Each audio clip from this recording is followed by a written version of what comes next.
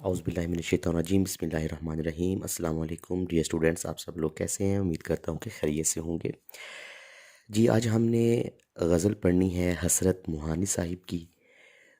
بہت ہی یہ عمدہ قسم کی غزل ہے اور بہت ہی اچھے شاعر ہیں حسرت موہانی۔ ان کا تھوڑا سا تعارف دیکھ لیتے ہیں، اس کے بعد غزل کے الفاظ بانی اور تشریح کی طرف جاتے ہیں۔ جی حسرت موہانی کا اصل نام جو تھا وہ سید فضل الحسن، اور ان کا جو حسرت آگے لکھا ہوا ہے یہ تخلص تھا، ٹھیک ہے۔ آپ یو پی کے قصبے موہان میں پیدا ہوئے اور اسی نسبت سے آپ کو موہانی کہا جاتا ہے، یعنی حسرت موہانی۔ حسرت آپ کا تخلص تھا اور موہانی جہاں پہ آپ پیدا ہوئے تھے اس کی نسبت کی وجہ سے ہے۔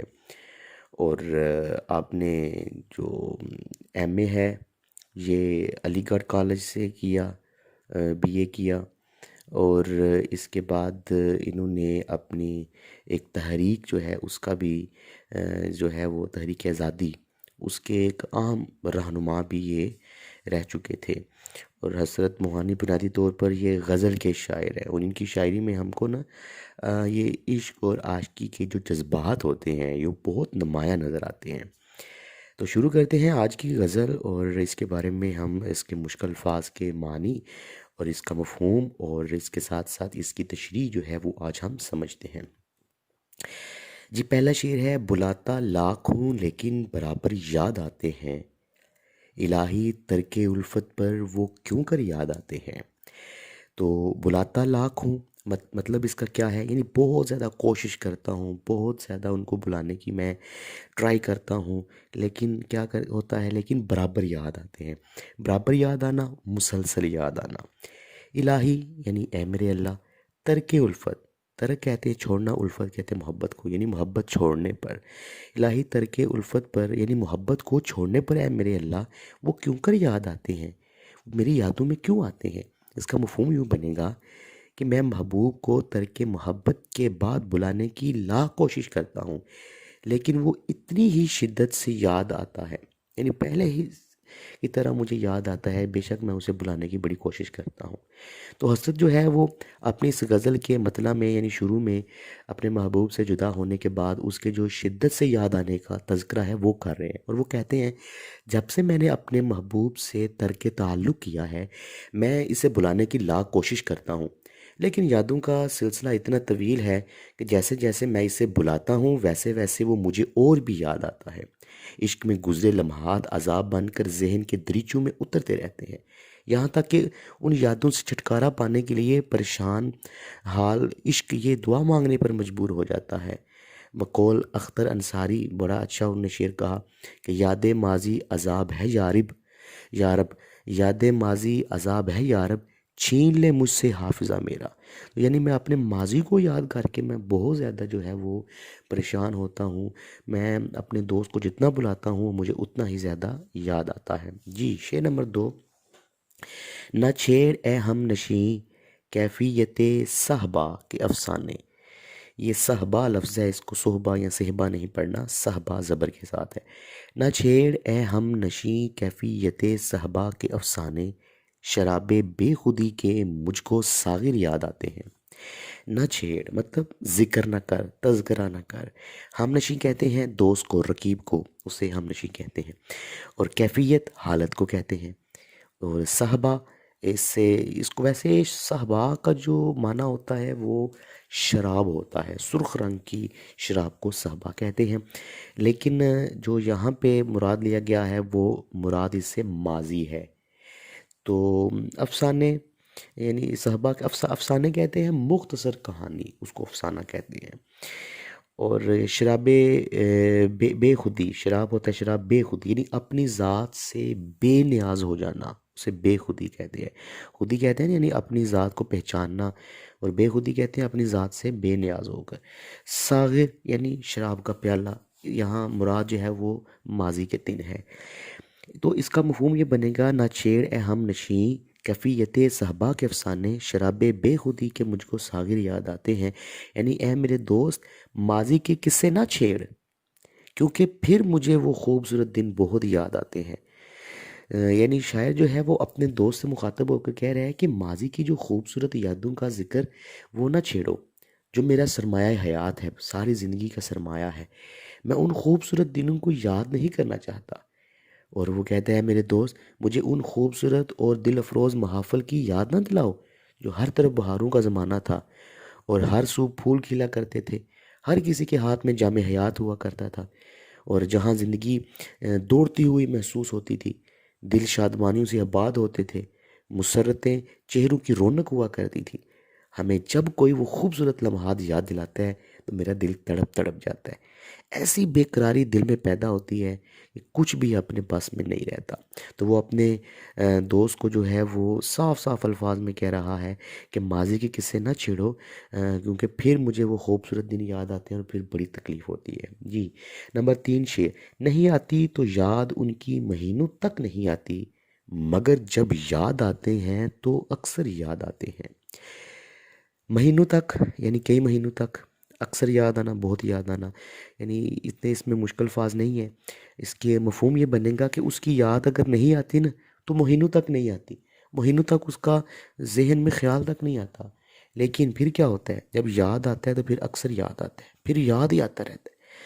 تو اس شعر میں شاعر اپنے محبوب کے بارے میں کہہ رہا ہے کہ محبوب سے جدا ہو جانے کے بعد محبوب کی یادوں کا جو تسلسل یہ نہیں رہا، اب تو کئی کئی روز میں اسے یاد ہی نہیں کرتا۔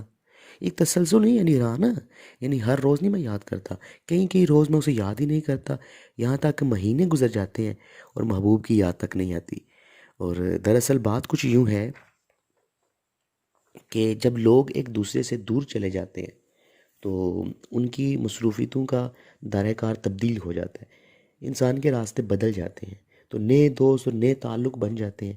ایسی حالت میں روزمرہ کے جو معمولات ہیں اس میں تبدیلی آ جاتی ہے، اور روزمرہ معمولات میں تبدیلی آنے سے محبوب کی یادیں بھی انسانی ذہن سے جو ہے وہ مہوش ہونا شروع ہو جاتی ہیں۔ ایسے میں اگر محبوب کی یاد بھی آتی ہے تو صرف کچھ دیر کے لیے آتی ہے، ٹھیک ہے۔ یعنی شاعر جو ہے وہ کہتے ہیں کہ زندگی یہ نشیب و فراز کا مجموع ہے، یہ اتار چڑھاؤ کا مجموع ہے، یہ اپس اینڈ ڈاؤنس کا مجموع ہے۔ ایک وقت وہ تھا کہ جب کسی کے بغیر زندگی کا تصور نہ تھا، آج ان کے بغیر مہینوں گزر جاتے ہیں۔ یعنی اس وقت سوچا کرتے تھے کہ اس کے بغیر میں ایک لمحہ بھی گزاروں گا، لیکن آج کیا صورتحال ہے، آج کہیں کہ مہینے ان کی یاد نہیں آتی، ٹھیک ہے۔ یہی زندگی کی روانی ہے، اور ایک وقت میں انسان یہ سوچ رہا ہوتا ہے کہ تیرے بغیر زندگی کیسے گزاروں گا، پھر وہی شخص زندگی سے لطف اندوز ہو رہا ہوتا ہے اور اسے اپنے محبوب سے کچھ سروکار نہیں ہوتا، یعنی وہ اپنی زندگی میں مگن ہو جاتا ہے، اسے اپنے دوست کی محبوب کی یاد ہی نہیں آتی، ٹھیک ہے۔ زندگی میں ایسا ہو جانا یہ انسانی کمزوری کی علامت ہے کہ انسان بہت بھول جانے والا ہے۔ انسان کے دل میں اپنے محبوب کے لیے جگہ تو ہوتی ہے، لیکن وقت اس محبوب کو فراموش کروا دیتا ہے۔ تو اس شعر میں جو ہے وہ یہی بتایا جا رہا ہے کہ محبوب کی یاد پہلے تو مسلسل آتی تھی، لیکن اب کیا ہو گیا ہے، اب یہ سلسلہ ہو گیا ہے کہ کئی کئی مہینے نہیں آتی، اگر آئے تو پھر مسلسل آتی ہے۔ اور اس کا چوتھا شعر جو ہے اور آخری شعر وہ یہ ہے کہ حقیقت کھل گئی حسرت تیرے ترک محبت کی، حقیقت کھل گئی حسرت تیرے ترک محبت کی، تجھے تو اب وہ پہلے سے بھی بڑھ کر یاد آتے ہیں۔ حقیقت کھل گئی مطلب اصل بات جو ہے وہ سامنے آ گئی۔ ترک محبت، محبت کو چھوڑ دینا، تجھے تو اب وہ پہلے سے بھی بڑھ کر یاد آتے ہیں، مطلب بڑھ کر یاد آنا، پہلے سے بھی زیادہ یاد آنا۔ تو اس شعر کا مفہوم کیا بنے گا کہ اے حسرت تیرے ترک محبت کی حقیقت کھل گئی ہے، یہ جو تو نے محبت کو ترک کیا ہے نا، اس کی حقیقت کھل گئی ہے کہ یہ محض زبانی دعویٰ تھا، تو زبان سے ہی کہہ رہا تھا کہ میں نے ترک محبت کر لی ہے، کیونکہ اب وہ تجھے پہلے سے بھی بڑھ کر یاد آتے ہیں۔ ہونا تو یہ چاہیے تھا کہ تو نے جو ہے وہ ترک محبت کر دی ہے، اب تجھے وہ یاد نہیں آنا چاہیے، اب تجھے جو ہے اسے بھلا دینا چاہیے، لیکن کیا ہو رہا ہے، یہ صرف اور صرف تم وہ اپنے آپ سے مخاطب ہے نا، حسرت اپنی ذات سے مخاطب ہے، اور شاعر اپنے مقطع میں اپنے آپ کو جھنجھوڑ رہا ہے اور اپنے آپ سے مخاطب ہو کر کہہ رہا ہے کہ یہ جو تم دعوے کر رہے ہو یہ زبانی دعوے ہیں، ٹھیک ہے، کہ تو نے محبوب کو چھوڑ دیا ہے، اس کی حقیقت کھل چکی ہے، یعنی تو نے اپنے محبوب کو زبانی طور پر چھوڑا ہے، لیکن تمہارا جو دل ہے وہ اب بھی ذکر محبوب سے آباد ہے۔ تیرا یہ کہنا کہ تو نے محبوب کے ساتھ تعلقات ختم کر ڈالے آج غلط ثابت ہو گیا، کیونکہ ترک تعلق سے قبل تو محبوب کا نام لینے سے ہچکچاتا تھا، تو یہ چاہتا تھا کہ کسی کو تیرے محبوب کے بارے میں علم ہی نہ ہو جائے۔ لیکن آج ترک تعلق کے بعد تو بات بات میں محبوب کا حوالہ دیتا ہے۔ آج تو محبوب کا نام لینے نہیں تھکتا، مختلف وہینے بحالوں سے دنیا کو بتاتا ہے کہ وہ ایسا تھا، وہ یہ کہتا تھا، وہ ایسے کھاتا تھا، اس کا انداز تکلم ایسا تھا، اس کا گفتار کا یہ انداز، اس کا کردار ایسا تھا، وہ اس طرح بیٹھتا تھا، اس طرح اٹھتا تھا۔ یہ ساری باتیں اس بات کی غماز ہیں کہ تو نے محبوب کو دل سے نہیں بلایا۔ اور دوسرے مصرع میں شاعر کہتا ہے کہ آج تیری زبان پر محبوب کا ذکر بہت بڑھ گیا ہے، یعنی تجھے تو اب وہ پہلے سے بھی بڑھ کر یاد آتے ہیں نا، محبوب کا ذکر بڑھ گیا ہے، تجھے پہلے کی نسبت محبوب اب زیادہ یاد آتا ہے۔ جب تک تو محبوب کے ساتھ تو رہتا تھا تو تیری خواہش ہوتی تھی کہ کسی کو تیرے محبوب کے بارے میں علم نہ ہو، کچھ جانے نہ، تو جو ہے وہ کسی کے سامنے اپنے محبوب کا تذکرہ نہ کرتا تھا کہ تجھے اپنے سے زیادہ محبوب کی رسوائی کا ڈر تھا، تجھے محبوب کی عزت اپنی عزت سے بھی زیادہ عزیز تھی۔ لیکن جب سے تو نے زبانی طور پر ترک محبوب کا اعلان کیا ہے، زبانی طور پر دل سے نہیں کیا، تو جگہ جگہ اعلان کرتا پھر رہا ہے کہ تو نے محبوب کو چھوڑ دیا ہے، ہائے یہ ہو گیا ہے، ہائے وہ ہو گیا ہے۔ اب تو بات بات پہ محبوب کے انداز گفتگو کا حوالہ دیتا ہے۔ اصل میں معاملہ کچھ یوں ہے، بقول حفیظ ہوشیار پوری بہت اچھا نے شعر کہا تھا کہ میں نے اس بھولنے والے کو حفیظ کب بلایا تھا کہ اب یاد آ گیا۔ ٹھیک ہے، یعنی اصل میں شاعر کہتے ہیں کہ کسی کو زبانی طور پر بلا دینا کوئی بلانا نہیں، اصل بلانا تو یہ ہوتا ہے کسی کو دل سے نکال دیا جائے۔ لیکن محبت ایک ایسی بیماری ہے تو دل سے نکلتی نہیں، یہ ہمیشہ دل میں ہی بیٹھی رہتی ہے۔ یہ تو موت کے آنے پر انسان کے ساتھ قبر میں جا سوئے تو سوئے، ورنہ دنیا میں اسے کوئی دل سے نہیں نکال سکتا۔ جی تو یہ آج کی ہماری غزل تھی، جس میں ہم نے وہ سیکھا اور الفاظ معنی ہم نے جو ہے وہ سیکھے، اور اس کے علاوہ ہم نے اس کی تشریح کے بارے میں پڑھا کہ حضرت موہانی جو ہے وہ کس انداز کے ساتھ اپنے محبوب کے ساتھ جو ان کا ترک محبت ہوا اس کو بیان کر رہے ہیں، اور وہ کہ اس میں یہ ہمیں بتا رہے ہیں کہ میں نے اپنی ترک محبت کر دی ہے، محبوب کو میں نے اس کے ساتھ تعلق تو ختم کر دی ہے، لیکن اب پہلے سے بھی زیادہ مجھے محبوب کی یاد آتی ہے۔ تو یہ مختصر سا ذرا اس کا تعارف تھا، تشریح تھی، الفاظ معنی تھے۔